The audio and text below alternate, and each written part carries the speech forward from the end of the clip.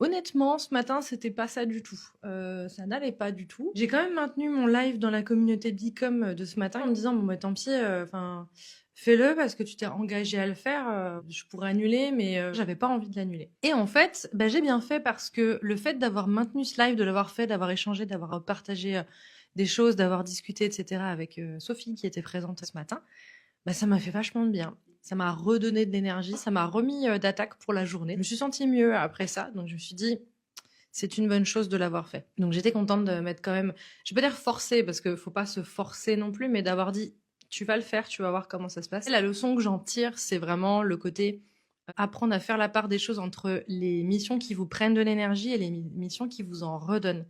Parce qu'il y a des choses qui peuvent vous demander d'énergie, mais par contre vous faire du bien quand même. Par exemple, animer un live, ça me demande de l'énergie, mais je kiffe. Donc après, je me sens bien. Par contre, il y a des choses qui me demandent beaucoup d'énergie et qui me vident derrière. Et quand vous faites la part des choses entre les deux, ce qui est bien, c'est de se rendre compte déjà de ça.